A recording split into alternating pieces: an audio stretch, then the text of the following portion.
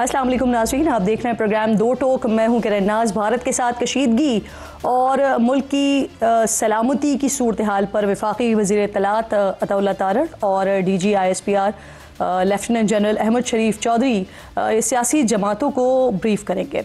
तहरीक इंसाफ ने इस अहम तरीन मुल्क की सलामती के मामले पर भी मुझे कहते हुए अच्छा नहीं लग रहा, लेकिन अपनी सियासत को ही तरजीह दी है और इस इजलास का जहां पर अभी ब्रीफिंग हो रही है इसका बॉयकॉट करते हुए APC बुलाने का मुतालबा किया है। कल नाज़रीन ईरानी वज़ीर ख़ारजा पाकिस्तान आ रहे हैं जहां उनकी अहम मुलाकातें होंगी।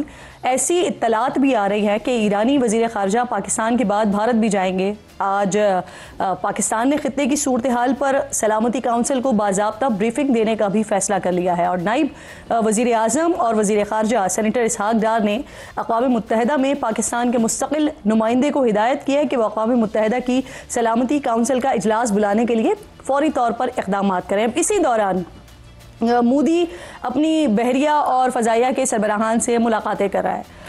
इससे ये लगता है कि वो अब भी जंगी तैयारियों में मसरूफ़ है। इन तमाम सूरत हाल पर बात करने के लिए आज दस मेहमान प्रोग्राम में शिरकत करें। आगाज़ में ख्वाजा मोहम्मद आसिफ साहब वज़ीर दिफ़ा हैं। मैं बेहद शुक्रगुज़ार हूँ आपके वक्त की। ख्वाजा आसिफ साहब, सबसे पहले तो सर ये जो इस वक्त सिचुएशन चल रही है, ब्रीफिंग का आगाज़ हो गया है, दीगर जमातें मौजूद हैं, लेकिन पाकिस्तान तहरीक इंसाफ ने आज के इस इजलास का, इस ब्रीफिंग का बॉयकॉट किया है। कैसे देख रहे हैं सर आप इसे?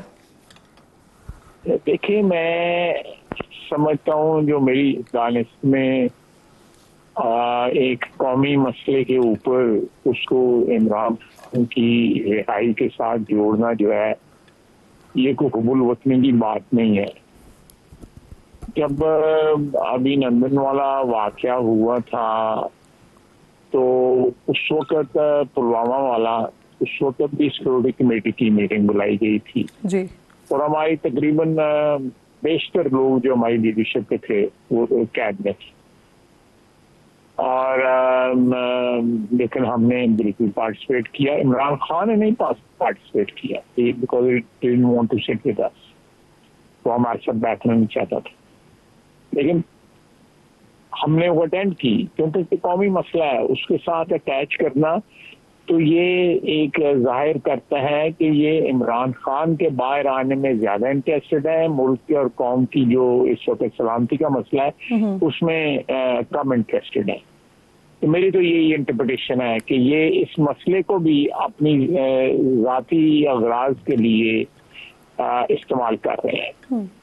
इस वक्त जो है वह हुबुल वतनी की या वतन से मोहब्बत की या वतन की हिफाजत की, इन सारे फैक्टर्स को सामने रख के फैसला होना चाहिए। इमरान खान का जेल में रहना या इमरान खान का जेल से बाहर आना ये अदालती मामला है, उसको ना बनाएं। ये चीज उनको हॉन्ट करेंगी जी। ये इसकी बाज़गश जो है इसमें मुस्तकबिल में भी जो है उनको ये तंग करेगी, उनको ये हॉन्ट करेगी। अफसोसनाक है सर, ये सारी चीज़ें ना ख्वाजा साहब इस वक्त रिकॉर्ड का हिस्सा बन रही हैं। अब आज जो इस वक्त ब्रीफिंग हो रही है सर, इसमें एक तो मौजूदा जो हालात हैं वो भी बताए जा रहे हैं और साथ साथ क्या तजावीज़ भी ली जाएंगी दीगर सियासी जमातों से। सर देखिए, मैंने ये तजावीज़ जो है डेफिनेटली वो दे सकते हैं, क्यों नहीं। जो एक लीडरशिप है, लीडरशिप वो तजावीज़ देंगे, बिल्कुल इनकॉर्पोरेट किया जाएगा जो भी स्ट्रेटेजिक या भी इंटरनेशनल रिलेशन जो हैं इन्वॉल्व जो हुए हैं सारे क्राइसिस में, उसके बिल्कुल ये उनकी मुशावरत के लिए ही तो उनको बुलाया गया ताकि वो मशवरे दें। सर 2 रोज पहले आपने अपने इंटरव्यू में ख्वाजा साहब कहा कि अगर ये जो इंडस वाटर ट्रीटी है इसका पानी अगर रोकने की कोशिश की गई भारत की तरफ से तो जो स्ट्रक्चर बनाया जा रहा होगा उसको तबाह कर देंगे। लेकिन सर वाटर कमीशन की रिपोर्ट है, इसके मुताबिक भारत पहले से ही पाकिस्तानी दरियाओं पर 3 डैम्स बना चुका है, तो क्या हम इसके लिए भी कुछ सोच रहे हैं ख्वाजा साहब? नहीं, जो उन्होंने बनाए हुए हैं, अगर मेरी यादाश्त काम करती है, वो जो इंडस वाटर ट्रीटी है वो अभी तक मेरा ख्याल है कि मैं लेटेस्ट मुझे नहीं पता, लेकिन मैं क्योंकि ये रसले किशनगंगा वगैरह इनमें ज़रूर कोई माइनर वायलेशन हुई होंगी, लेकिन वो ये इंडस वाटर अभी तक जो इंडस वाटर ट्रीटी जो है ना अभी तक मामला तो उसके मुताबिक चल रहे हैं। मेरा नहीं ख्याल कि अभी तक कोई लंबी वायलेशन या कोई इस किस्म का वाशगाफ तरीके से उन्होंने इस ट्रीटी की माजी के अंदर कहीं वायलेशन की हो। सर, ईरानी वजीर खारजा बड़े इंपॉर्टेंट दौरे पर पाकिस्तान आ रहे हैं और फिर उसके बाद वो इंडिया भी ऑब्वियसली जाएंगे। पहले खबरें आ रही थी कि उनकी जानिब से सालिसी की पेशकश भी की गई है, तो क्या सर इसके हवाले से कोई पैगाम लेकर आ रहे हैं? लाजमी तौर पर उनके जहन में कुछ सजेशन होगी इस टेंशन को कम करने के लिए। जो है वो जो इंडिया भी आपने बताया कि वो जा रहे हैं और पहले पाकिस्तान आ रहे हैं। ईरान हमारा हमसाया है, ब्रादर मुल्क है, हमारा उनके साथ एक तारीखी रिश्ता है, जज्बाती रिश्ता है। तो लाजमी तौर पे लेकिन इंडिया के साथ भी उनके ताल्लुकात हैं, अच्छे ताल्लुकात हैं। maybe it can play some role in bridging the present situation. मैं समझता हूँ कि ये ब्रॉडर अगर इसको एफर्ट को किया जाए, जिस तरह मैं मुख्तलिफ कात पे सजेस्ट करता रहा हूँ तो ये ऑफर जो है पाकिस्तान की कि इसको इंडिपेंडेंटली इन्वेस्टिगेट किया जाए। मेरा ख्याल है ईरान को भी इसको परसू करना चाहिए जब वो हिंदुस्तान जाए कि जी इन्वेस्टिगेशन कराएं। और पाकिस्तान का एक ऑफर है, उसमें दुनिया जो है उसकी तारीफ कर रही है उस ऑफर की जो शबाब इसने की है। तो ये मेरा ख्याल है हाली मौजूदा क्राइसिस का जो है वो यही है कि इसकी इंडिपेंडेंट जो है वो इन्वेस्टिगेशन हो जाए, करा ली जाए ताकि दूध का दूध पानी का पानी हो जाए, पता लग जाएगा कि कौन कहाँ पे खड़ा है। खालिद साहब, न सिर्फ दुनिया तारीफ कर रही है बल्कि खुद कोशिश भी कर रही है, जैसे स्विट्जरलैंड की तरफ से कहा गया कि न्यूट्रल इन्वेस्टिगेशन करवा लें और उसके लिए वो तैयार है। सर, मोदी मुसलसल अभी सरबराहों से मिल रहा है, फजाइया के, नेवी के, तो अभी आपने कुछ दिनों पहले कहा था कि खतरा अभी टला नहीं है, तो ये खतरा अभी भी मौजूद है या टल गया है खाजा साहब? जी बिल्कुल है, बिल्कुल है। मैं समझता हूँ कि वक्त गुजरने के साथ जो नताइज जो इन्होंने एक्सपेक्ट किए थे, ये ड्रामा के मोदी ने, वो नताइज उनको नहीं मिले। इस सिचुएशन में वो डेस्परेट हो सकते हैं और इसका बिल्कुल इम्कान मौजूद है कि वो डेस्परेट हो गए, कोई ऐसा कोई सिचुएशन क्रिएट करें जो जिसके ऊपर जंग मुसल्लत की जाए पाकिस्तान पे। और इंशाल्लाह ताला अगर जंग हम पर मुसल्लत की जाए तो पछताएंगे, बहुत पछताएंगे जी, हिंदुस्तान वाले भी, मोदी भी। खाजा साहब, रशिया में पाकिस्तानी एम्बेसडर ने बड़ा इंपॉर्टेंट स्टेटमेंट दिया है सर, कह रहे हैं अगर जंग छिड़ जाती है, जंग होती है तो रिवायती हथियारों के साथ एटमी हथियारों का भी इस्तेमाल किया जा सकता है। सर, तो क्या पाकिस्तान इस तरफ सोच रहा है? मैं कोई स्ट्रेटेजी पे बात नहीं कर सकता, गुरेज करूंगा उससे, लेकिन जिस किस्म का वहाँ से इनिशिएटिव लिया गया है इंडिया की तरफ से, उसी किस्म का रिस्पांस आगे से आएगा। थोड़ा ज्यादा ही होगा उससे जो है, अगर वो कहीं 10 का जो है वो इनसे तक जो है वो जाते हैं तो हम तो 12-14 पे जाएंगे इंशाल्लाह ताला। ये किसी को इसके बारे में कोई शक नहीं होना चाहिए। ठीक, लेकिन लेट्स होप के जो है जो एटॉमिक जो है ऑप्शन जो है तो कोई भी ना इस्तेमाल करे। हम तो ये इनिशिएटिव इस किस्म का नहीं लेंगे, लेकिन हमारी जो है एक इतना ज्यादा हेजेमोनिक जब हम साया हो, इस किस्म की जो है जमानत जो है, एक न्यूक्लियर जमानत जो है, एटमी जमानत जो है, वो हमारे पास है। खाजी साहब, अब तक जो महाज हमारे सामने आए हैं तो अल्हम्दुलिल्लाह हम इसमें कामयाब हो रहे हैं, वो चाहे सिफारती महाज हो, चाहे बयानिए का महाज हो, और फिर टेक्नोलॉजी का महाज कि हमने पहले ड्रोन उतार लिए, फिर उसके बाद रफेल तैयारों के हवाले से भी खबरें आई, उनको भी हमने फिर जैम कर दिया अपनी टेक्नोलॉजी की मदद से। तो सर, इसमें चाइना की मदद हासिल थी हमें? देखिए, टेक्नोलॉजी जो है पाकिस्तान इस वक्त अल्हम्दुलिल्लाह टेक्नोलॉजी में बिल्कुल अपडेट है और किसी से भी पीछे नहीं है, बल्कि 4 कदम आगे होंगे। और ये मॉडर्न जो जंगें हैं ये टेक्नोलॉजी से ही लड़ी जाएंगी। अब ग्राउंड फोर्सेस की अहमियत अपनी जगह मौजूद है, नेवी की, एयरफोर्स की, लेकिन जब तक टेक्नोलॉजी इसमें इन्फ्यूज ना हुई हो तो आप हैंडीकैप कहते हैं। लेकिन हमारे पास टेक्नोलॉजी का बिल्कुल एज है और ये जो राफेल तैयारे या कुछ और जो है उनके उड़ाने के लिए दिलगुर्दा भी तो चाहिए। वो कहाँ से बंदे लाएंगे जिनके दिलगुर्दे होंगे तो चाय भी कप पी के वापस चले जाते हैं। ठीक, काजी साहब ये फरमाइएगा, सलामती काउंसिल इजलास बुलाने के हवाले से भी खबरें आ रही हैं, तो क्या हमने बाकायदा इस हवाले से दरख्वास्त दे दी है? ये भी बता दीजिएगा कि कब तक इजलास बुलाया जाएगा और सर जो इसमें ब्रीफिंग दी जाएगी उसमें वो तमाम सबूत और शवाहिद जो वसी तादाद में हमारे पास मौजूद हैं भारत के खिलाफ वो भी पेश किए जाएंगे सर? जी बिल्कुल है। ये जाफर एक्सप्रेस का जो है सबसे रिसेंट वाकया है और जो सलामती काउंसिल का इजलास बुलाया जाता है इस मसले के ऊपर, मुझे नहीं मालूम कि इस वक्त क्या कोई कंक्लूड हुआ है इजलास बुलाना या नहीं हुआ, लेकिन जब बुलाया गया तो तमाम तर सबूत जो है पेश किए जाएं इंशाल्लाह। इंशाल्लाह। बहुत बहुत शुक्रिया आपका ख्वाजा आसिफ साहब, वज़ीर दिफा मौजूद थे, बड़ी अहम गुफ्तगू कर रहे थे और बड़ा वाज़ेह तौर पर कह रहे हैं कि अगर वहाँ से 10 कदम कुछ किया जाता है तो फिर यहाँ से 12-14 से भी ज़्यादा का जवाब आएगा। तो अभी भी वक्त है, भारत मोदी संभल जाए। तो नाज़रीन, नरेंद्र मोदी की सियासत मुसलमानों से नफरत पर कायम है। इलेक्शन जीतना हो, कोई कानून मंजूर करवाना हो, सियासी मुखालिफिन को नीचा दिखाना हो, मोदी हर काम के लिए आगाज़ से अंजाम तक सिर्फ एक हथियार का इस्तेमाल करते हैं और वो है मुसलमान। कभी हिंदुओं को डराकर, कभी मसाजिद को गिराकर, कभी अखंड भारत का नारा लगाकर, तो कभी अपने ही हम वतन और हम मजहब हिंदुओं को मारकर। मोदी बॉलीवुड फिल्म्स की तरह मुसलमानों को विलन और दहशतगर्द बनाकर पेश करते हैं।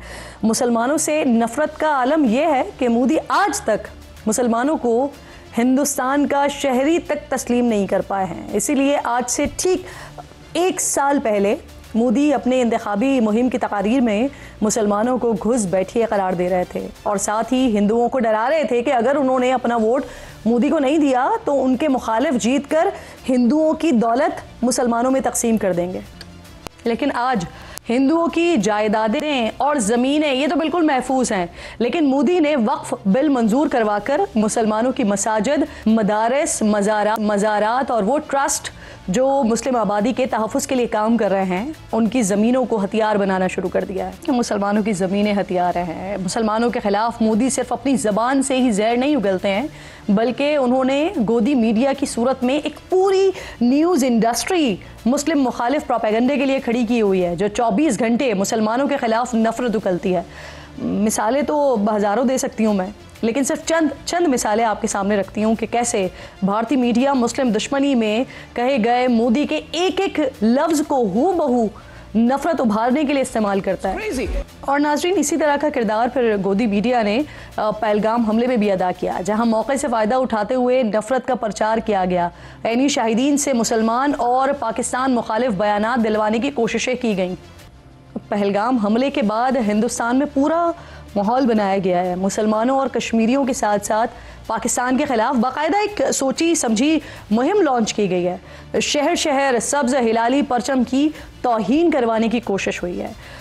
मैं दिखाना नहीं चाहती हूँ मनाजर कि कैसे हिंदू इंतहा पसंदों ने पाक सरजमीन के परचम को सड़कों पर बिछाकर तौहीन की कोशिश की, लेकिन शायद भूल गए थे मोदी साहब कि उसका उठाया हुआ हर कदम भारतीय मुसलमानों के दिलों में पाकिस्तान की मोहब्बत को बढ़ा रहा है। उन्हें यह भी परवाह नहीं है कि कल उनके साथ होगा क्या, लेकिन वो सब्ज़ हिलाली परचम की तौहीन होने देने के लिए किसी सूरत तैयार नहीं है। ये दिखा देती हूँ मैं आप। नौबत नाज़रीन यहाँ तक पहुँच गई है कि मोदी के पुजारी अब स्कूल्स के बच्चों तक से डर रहे हैं। पाकिस्तानी परचम से मोहब्बत करने वालों को स्कूल से निकलवाया जा रहा है।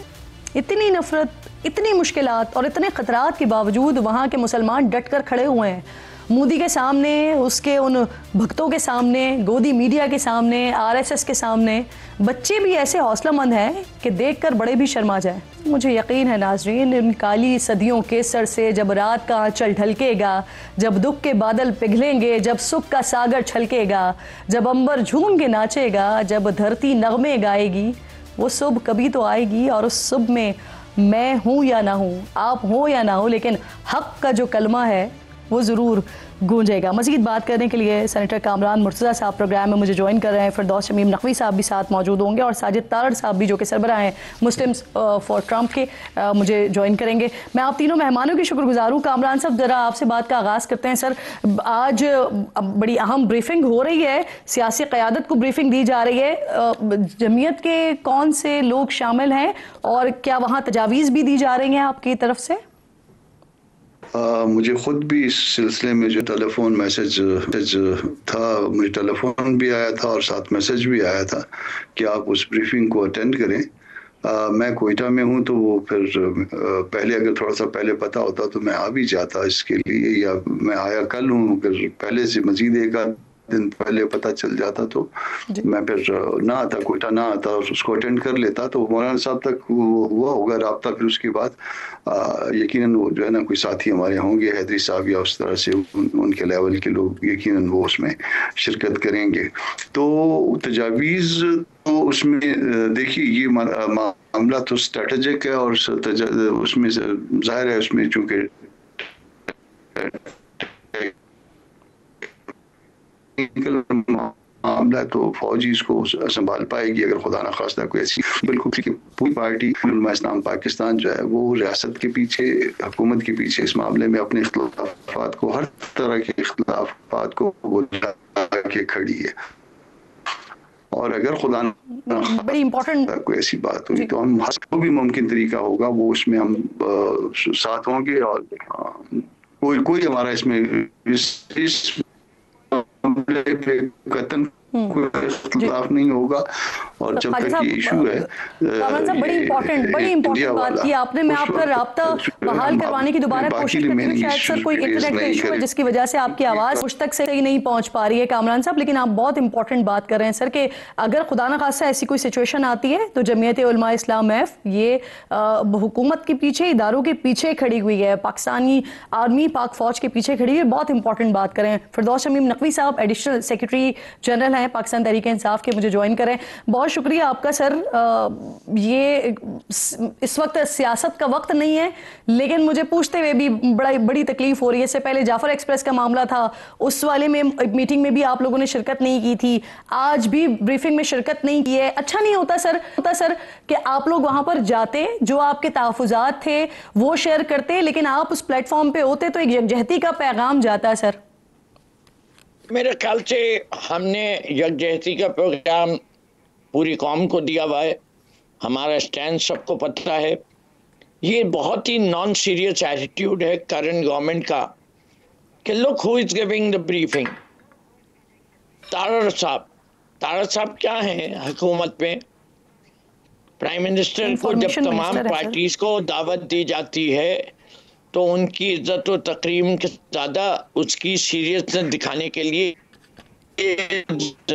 हुकूमत लेवल का नुमाइंदा आता है, ना हुकूमत से हाईएस्ट लेवल का नुमाइंदा आया। Prime minister, deputy prime minister both were absent, defence minister वो भी अवेलेबल नहीं थे। अगर सिर्फ इस वक्त एक मोशंस को पूरा कर रही है हुकूमत तो वी डोंट वांट दिस। हम तो कह रहे हैं, बार बार कह रहे हैं, फिरदौस साहब अगर नेशनल क्राइसिस है, चीफ साहब ब्रीफिंग देने आ जाते, वजीर आजम साहब ब्रीफिंग देने आ जाते। 30 seconds, please, 30 seconds if you allow. The question is, जिस मुल्क का जो पार्टी इन पावर है उसके हेड का अभी तक कोई बयान नहीं आया, प्राइम मिनिस्टर का कोई बयान नहीं आ रहा, तो टोटल खामोशी है। ये काम असेंबली के अंदर डिस्कशन होना चाहिए, अगर सही मानों में ब्रीफिंग चाहिए और डिबेट चाहिए, वो भी नहीं हो रहा।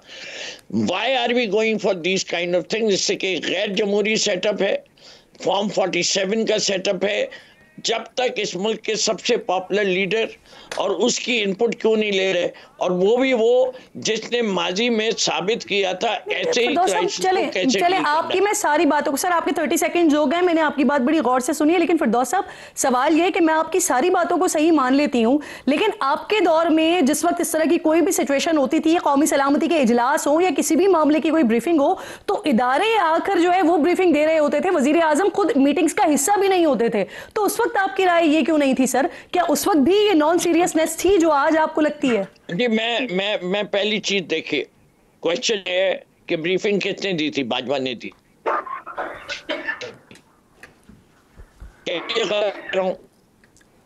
ब्रीफिंग में कौन कौन मौजूद था? असेंबली में हुई थी।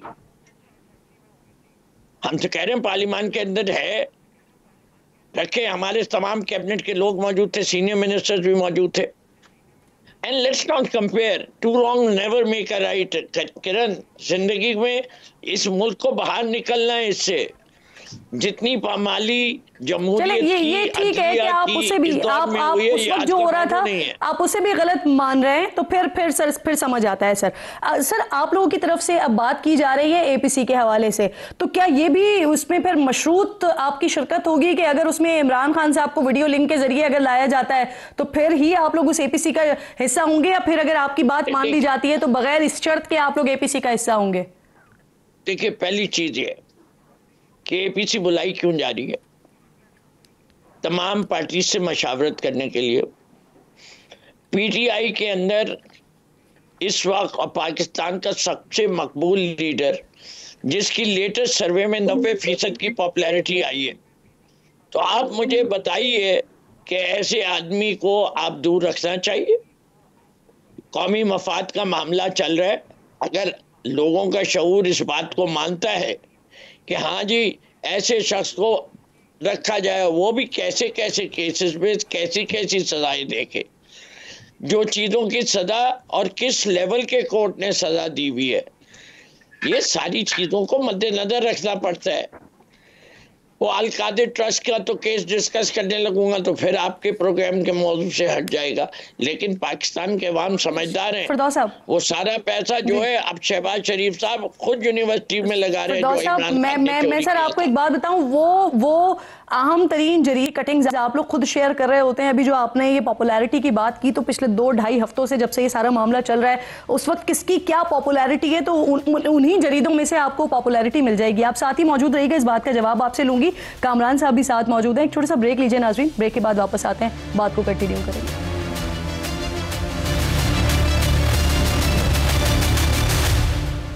प्रोग्राम में एक बार फिर आपको खुशामदीद कहूँगी। कामरान मुर्तज़ा साहब, फिरदौस शमीम नकवी साहब मेरे इंतहाई मोअज़्ज़ज़ मेहमान, दोनों साथ ही मौजूद हैं। कामरान साहब, आपने अपने हवाले से तो बताया कि आपकी जमात जो है वो क्या सोच रही है इस वक्त मौजूदा हालात में, लेकिन अगर मैं पाकिस्तान तहरीक इंसाफ की बात करती हूँ तो पहले हमने देखा था कि जाफर एक्सप्रेस के हवाले से भी इसी तरह से कौमी सलामती की मीटिंग हुई, उसका भी बॉयकॉट किया। अब आज बाकायदा सियासी जमातों को ब्रीफिंग दी जा रही है, उसका भी बॉयकॉट किया। क्या कहेंगे आप पाकिस्तान तहरीक इंसाफ के? उनके अपने ग्रीवेंसेस उनकी अपनी जगह पर, लेकिन सर ये वक्त नहीं है शायद, ये यकजहती और सलामती के लिए मिल बैठने का वक्त है?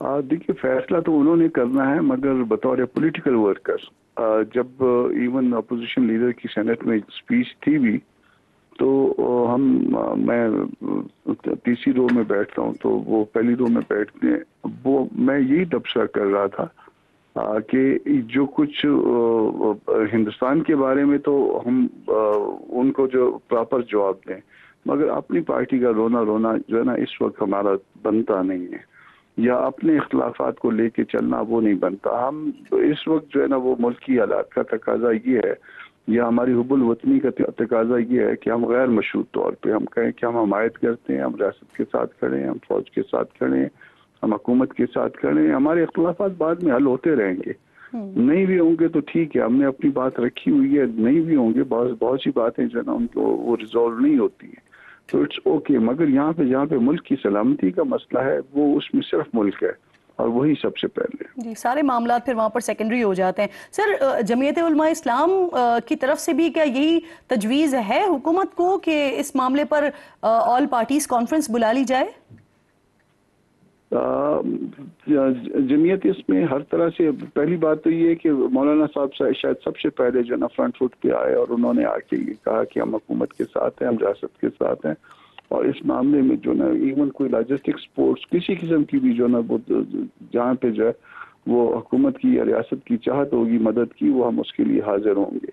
और उसमें हम ये भी चाहते हैं कि घर इन ऑर्डर हो, कंट्री इन ऑर्डर हो, मगर अगर फर्ज कर लीजिए अगर हुकूमत के पार्ट पे उसमें कोई कमी बेशी रह भी जाए तो भी जो है ना स्टिल हुबुल वतनी का तकाजा यही है कि हमने साथ चलना है।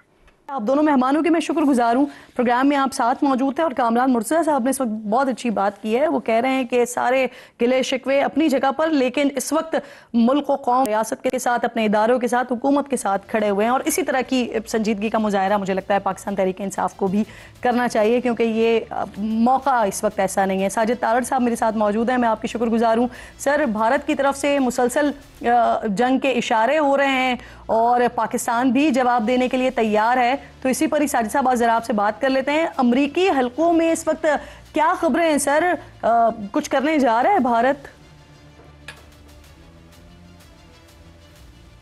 साजिद साहब। जी जी बिल्कुल। आपको आवाज आ रही है? मेरी सवाल दोहरा दो। जी साजिद साहब, मैं आपसे पूछ ये रही थी कि जिस तरह से भारत की तरफ से हो रहा है, धमकियों पे धमकियां, गीदड़ भपकियों पे गीदड़ भपकियां आ रही हैं वहां से, तो सर अमरीकी हलकों में क्या इत्तलात हैं इस हवाले से? क्या कुछ करने जा रहा है भारत? नहीं, देखिए, अमेरिकन जो है उन्होंने अपना जो बयानिया है, अपना उन्होंने पोजीशन क्लियर कर दी है। आपने देखा होगा जब ये हादसा हुआ था कश्मीर का, उस वक्त जेडी वांस जो थे भारत में मौजूद थे और उन्होंने बड़ा न्यूट्रल सा बयान दिया है। भारत के बयानिए को इस वक्त प्रूफ की जरूरत है और इंटरनेशनल कम्युनिटी ये चाहती है कि वो प्रूफ दें, बजाय कि वो ही सेड शी सेड और बिल्कुल बगैर किसी प्रूफ के किसी कंट्री को इस तरह ब्लेम करना। मेरे ख्याल में इंटरनेशनल कम्युनिटी ने ये बयानिया रिजेक्ट कर दिया है और अमेरिका ने कई दफा ये कहा है कि आप एक दूसरे से डायलॉग करें। दर हकीकत इस वक्त अमेरिका का स्टैंड ये है कि दुनिया के अंदर दो जंगें जो इस वक्त चल रही हैं, गाजा और यूक्रेन, मेरे ख्याल में वही is too much for the world to handle, और उसमें एक तीसरा एक एलिमेंट जो है एशिया के अंदर शुरू हो जाए, बजाय ताइवान पे फोकस किया जाए। वो दर हकीकत एक नया तनाजा जो है वो ना सिर्फ इंटरनेशनल कम्युनिटी अफोर्ड नहीं कर सकती, अमेरिका भी ये नहीं चाहता कि उस रीजन के अंदर और मजीद जो है कॉम्प्लिकेशंस आ जाएं, मजीद फ्रंट खुल जाएं। तो मेरे दर हकीकत इस वक्त इंटरनेशनल कम्युनिटी और अमेरिका जो है वो भारत को बता चुके हैं, या तो आप प्रूफ दें, पाकिस्तान के साथ डायलॉग करें। इस तरह ना सिर्फ आपको यूनाइटेड नेशन ने रिजेक्ट किया, IMF ने रिजेक्ट किया और इंटरनेशनल मीडिया ने रिजेक्ट किया, तो मेरे ख्याल में भारत जो है इस वक्त बैकफुट पर है और भारत को भी पता है इस चीज का कि जंगें दोनों ममालिक के लिए बल्कि उस रीजन के लिए अच्छी नहीं है। उन्होंने जो इकानमी अपनी इंप्रूव की है वो सारी खराब होगी। पाकिस्तान जो है वो भी, उसकी इकानमी भी पहले से बहुत बेहतर है। तो मेरे ख्याल पे जंगे सोल्यूशन नहीं है। भारत को ये सोचना चाहिए this is the only way move forward. लेकिन सर वहाँ पर तो हम देख रहे हैं ना कि एक वॉर हिस्टेरिया मौजूद है। अब ये बताइए कि पाकिस्तान तो बड़ा कैटेगोरिकली बड़ा वाजे कर चुका है, अपने पहले ही स्टेटमेंट में बता चुका है कि अगर आपने पानी रोकने की कोशिश की तो ये एक्ट ऑफ वॉर जो है वो तस्लीम किया जाएगा, ऐसा समझा जाएगा। अब वहाँ से बातें तो हो रही हैं पानी बार बार रोकने की, हम जानते भी हैं कि इतना जल्दी ये स्ट्रक्चर बनाना करना इतना आसान काम है नहीं, लेकिन फिर भी अगर कोई कोशिश होती है, तब भी पाकिस्तान ने क्लियर कर दिया है कि हम तबाह कर देंगे उस स्ट्रक्चर को अगर कुछ ऐसा करने की कोशिश की गई, क्योंकि ये जिंदगी मौत का मसला है सर पानी रोकने का। तो आलमी कुव्वतें इस सारे मामले को किस तरह से देख रही हैं? बिल्कुल, देखिए, आलमी कुव्वतें इस वक्त एक तो भारत ने जो हिस्टेरिया क्रिएट कर रखा है, एक तो बिहार के अंदर इलेक्शन है, शायद ये उसके पीछे कोई अवामिल है, या फिर हर चौथे साल, और दूसरा इस वक्त अगर देखा जाए तो जो प्राइम मिनिस्टर मोदी हैं उनकी भी पॉपुलैरिटी डिक्लाइन पर है। आज भी जो उनकी हुकूमत है वो एक कोलिशन गवर्नमेंट है। पिछले इलेक्शन में अगर देखा जाए तो मोदी साहब ने अपने टारगेट अचीव नहीं किए थे। तो दर हकीकत इस वक्त बगैर किसी प्रूफ के, बगैर किसी सॉलिड प्रूफ के, बल्कि इस चीज को पाकिस्तान के ऊपर इल्जाम लगाना, मेरे ख्याल में इंटरनेशनल कम्युनिटी बिलखसूस अमेरिका इसको रिजेक्ट कर चुका है, यूरोपियन यूनियन इस चीज को रिजेक्ट कर चुकी है। और मेरे ख्याल में जो इस वक्त वहां पे माहौल है, मीडिया और पब्लिक जिस तरीके से नफरतें इंजेक्ट की गई माजी के अंदर, वो इस वक्त उनके सामने आ रही हैं।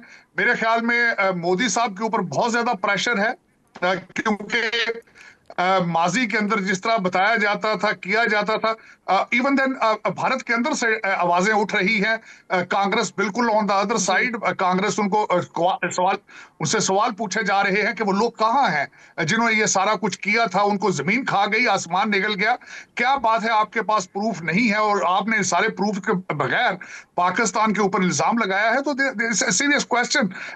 और इस वक्त अगर भारत देखे तो ना सिर्फ बांग्लादेश, पाकिस्तान, चाइना, वो भारत घिरा हुआ है मसाइल के अंदर। और मेरे ख्याल में जो रिसेंटली आईएमएफ ने उनको जवाब दिया है कि they are not willing to take the detection from them, ये एक और डिप्लोमेटिक फेल्योर थी। भारत को ये समझना चाहिए कि जंगें सोल्यूशन नहीं है। We have to move forward with the economy and trade with each other, उसके बगैर गुजारा नहीं होगा। सही। और सर, पाकिस्तान ने बाकायदा फैसला किया है कि सलामती काउंसिल में ब्रीफिंग दी जाए, तो अगर पाकिस्तान कहता है इजलास बुलाने की दरखास्त करता है, तो फिर क्या रद्द अमल होगा इस पर अमेरिका का? अमेरिका बिलखसूस इस वक्त अमेरिका कैन नॉट अफोर्ड के किसी भी चीज में, किसी में वो एक पार्टी बने। आपने देखा होगा कि डोनाल्ड ट्रंप साहब हमेशा, ट्रंप एडमिनिस्ट्रेशन हमेशा चीजों को बैलेंस करने की कोशिश करती है। आपने देखा होगा उनके अपने पहले टर्म्स के अंदर भी वो आर्बिट्रेशन कश्मीर के हवाले से ऑफर करते रहे, जिसको भारत ने रिजेक्ट किया था। और इस दफा भी आपने देखा है कि डोनाल्ड ट्रंप साहब ने बयान दिया है कि ये बहुत पुराना झगड़ा है और जब तक आपस में डायलॉग नहीं करेंगे ये हल नहीं होगा। बिलखसूस इस वक्त अमेरिका के अंदर जो रद्द अमल है कि हर चौथे पांचवें साल इस तरह का वाकया होता है और फिर उसके ऊपर पॉलिटिकल माइलेज जो है वो ली जाती है। तो दर हकीकत अमेरिकन अवाम और दुनिया इस वक्त समझ रही है कि ये एक रूटीन बन चुकी है। इस रूटीन को खत्म होना चाहिए। मेरे ख्याल में दोनों कंट्रीज के लिए बेहतर होगा कि देखा जाए ट्रेड और तालीम पे, गुर्बत पे तवज्जो दी जाए। मेरे ख्याल में वो ज्यादा मुनासिब होगा, बजाय हर चौथे पांचवें साल आप जो है वो इस तरह का वाकया करके तो उसके ऊपर पॉलिटिकल माइलेज गेन करने की कोशिश करें। It's not a right thing and people are rejecting at the same time.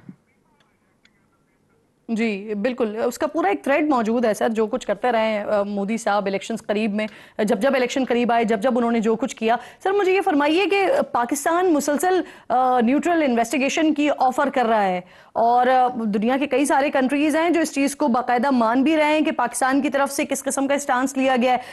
Bharat की तरफ से लेकिन कोई जवाब नहीं आ रहा है इस पर। अमेरिका इसमें क्यों किरदार अदा नहीं कर रहा अपना?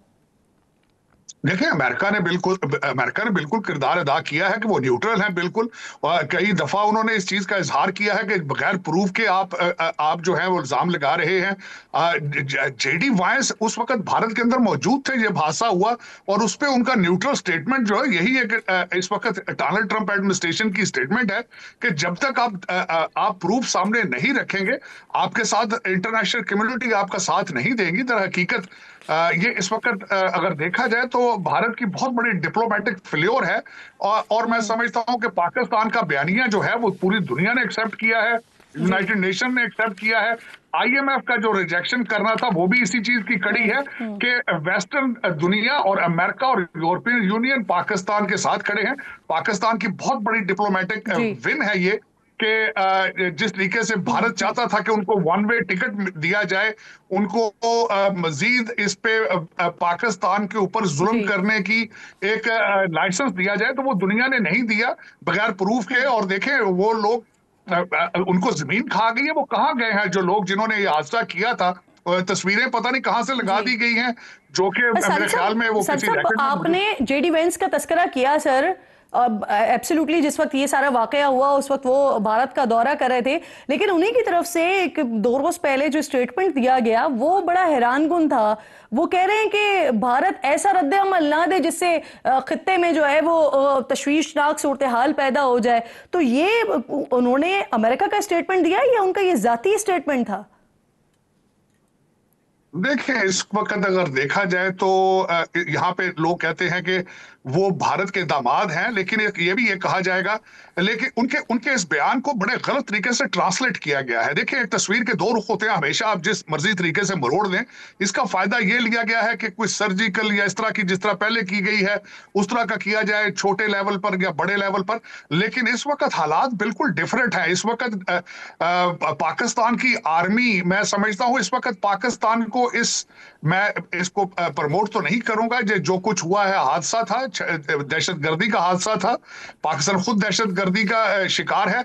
लेकिन इससे पाकिस्तान को जो सबसे ज्यादा फायदे हुए हैं, एक तो आज पाकिस्तानी अवाम यूनाइटेड है, पाकिस्तान की आर्मी तैयार हो चुकी है। जितने 24 घंटे के अंदर जिस तरीके से पाकिस्तान की आर्मी ने प्रूव किया है कि वो एक ना सिर्फ डिफेंसिव बनके ऑफेंसिव करने की सलाहियत रखते हैं। आज अगर पिछला बालाकोट तरह का कोई तजर्बा किया गया तो उसके बड़े खतरनाक नतीजे होंगे। बिल्कुल बिल्कुल सर, मुझे ये फरमाइए, ईरानी वजीर खारजा पाकिस्तान का दौरा करेंगे और कहा जा रहा है कि इसके बाद फिर वो भारत का दौरा भी करेंगे। यकीनन वो दोनों मुल्कों के दरमियान एक सालिसी की कोशिश करेंगे, बेहतर माहौल करने में किरदार अदा करेंगे। आपको लगता है कि भारत कशीदगी से बाज आ जाएगा? मेरे ख्याल में टाइम गुजर चुका है। मेरे ख्याल है इस वक्त जंग एक ऑप्शन नहीं रहा उनके पास। MI6 की जो रिपोर्ट आई थी हमारे आर्मी चीफ साहब के हवाले से, उसने कई गुब्बारों में से हवा निकाल दी है। मेरे ख्याल में अब जंग या पहले बालाकोट जैसा तजर्बा नहीं किया जाएगा। डायलॉग से या किसी थर्ड पार्टी के साथ, चाहे सऊदी अरेबिया हो, ईरान हो, इन चीजों के जरिए हल ढूंढने की कोशिश की जाएगी। मेरे ख्याल में this is my own assessment, क्योंकि टाइम गुजर चुका है। लोग इस वक्त जी मेरे ख्याल में जंग का खतरा टल चुका है। आप खुद अमेरिका में मौजूद हैं तो मुझे इस बात का जरूर जवाब दीजिएगा सर। पाकिस्तान में तो हम देख रहे हैं कि इस वक्त पूरी कौम, पाकिस्तान के इदारे, हुकूमतें, मां सिवाय पाकिस्तान तहरीक इंसाफ के तमाम सियासी जमातें सब एक पेज पर मौजूद हैं। सर, जो अमेरिका में पाकिस्तानी मौजूद हैं उनका कैसा मोराल है, वो क्या सोच रहे हैं इस पर? देखिए, मेरे ख्याल में तहरीक इंसाफ भी डिवाइड हो चुकी है। आधी तहरीक इंसाफ इस वक्त पाकिस्तान के साथ खड़ी है और चंद लोग जो हैं, जिनके जो यूट्यूब के साथ ज्यादा अटैच हैं, जिनकी ये इनकम है यूट्यूब, वो शायद इस वक्त भारतीय प्रोपेगेंडा का हिस्सा बन रहे होंगे। लेकिन अमेरिका के अंदर भी मैं देख रहा हूं कि Pakistani community is united, specially in the Pakistan cause, क्योंकि मैं स्ट्रिक्टली बिलीव करता हूं पाकिस्तान है तो हम हैं। और इसी तरह पाकिस्तानी, कई majority of Pakistani they agree with me, Pakistan के साथ हर पाकिस्तानी का दिल धड़कता है, चाहे जो भी पॉलिटिकल ओपिनियन हो। PTI भी इस वक्त डिवाइडेड है सीरियसली। लेकिन एक सबसे बड़ा फायदा जो पाकिस्तान को इस हादसे की वजह से हुआ है कि पाकिस्तान आज यूनाइटेड है। पाकिस्तान, लोग अपनी पाकिस्तान के फौज के पीछे खड़े हैं, पाकिस्तान के झंडे के नीचे सारे जो है वो इस वक्त सारे। सर, मुझे ये फरमाइए, इस वक्त पाकिस्तान में जब दहशतगर्दी होती है, हमारे सामने अफगानिस्तान का नाम आता है, वहां के दहशतगर्द अमरीकी हथियार इस्तेमाल कर रहे हैं। भारत की जानिब से भी कुछ इसी तरह का दावा हुआ है कि अफगानिस्तान से अमरीकी असलिया जो है वो पहलगाम में इस्तेमाल हुआ है। तो अफगानिस्तान से दहशतगर्दी आलमी दुनिया के लिए खतरा बन रही है सारी साहब? बिल्कुल, इस वक्त डोनाल्ड ट्रंप साहब बहुत सीरियस है अफगानिस्तान के हवाले से। अपनी कैंपेन के दौरान भी वो मुसलसल कहते रहे हैं हमने अपना असला वापस लेना है। पाकिस्तान अमेरिका रिलेशनशिप की आज जो नई फाउंडेशन है, नई जो पार्टनरशिप शुरू हो रही है, उसकी बेस यही है कि जो वहां पे असला ये छोड़ कर आए थे वो पूरे रीजन के लिए खतरा बन चुके हैं। और आज पाकिस्तान और अमेरिका जो है दोनों सेम पेज पर है और रिकग्नाइज करते हैं कि वो एक असला जो है पूरे रीजन को डिस्टेबलाइज करेगा। पाकिस्तान, आपने देखा होगा जाफर एक्सप्रेस का जो हादसा हुआ और जितने दूसरे KPK के अंदर जो हादसा हो रहे हैं, वो अमेरिकन असला जो कि बड़ा पावरफुल असला है वो इस्तेमाल हो रहा है। और डोनाल्ड ट्रंप साहब और ट्रंप एडमिनिस्ट्रेशन और पाकिस्तान की इस वक्त अफवाज ये चाहती हैं, ये ख्वाहिश है और लेंगे, ये जरूर लेंगे, इस धमकी को खत्म किया जाएगा। और मैं समझता हूं भारत को भी इसमें साथ होना चाहिए कि क्योंकि उन्होंने देख लिया कि कश्मीर के अंदर भी अमेरिकन असला इस्तेमाल हो रहा था। पूरा रीजन इस वक्त जो है वो अफगानिस्तान को एक थ्रेट समझ रहा है। इस वजह से दहशतगर्दी के खतरात से दो चार हो रहा है। बहुत बहुत शुक्रिया आपका। साजिद तारण में साथ मौजूद थे, हम गुफ्तगू कर रहे थे सारी सूरत हाल को, अमेरिका किस तरह से देख रहा है उस पर बात हो रही थी। वक्त खत्म हो गया, इंशाल्लाह जुमे को नाज़रीन से मुलाकात होगी। अपना और अपने मुल्क का खास ख्याल रखिए। फ़लस्तीन को, कश्मीर को अपनी दुआओं में याद रखिए। अल्लाह निगहबान।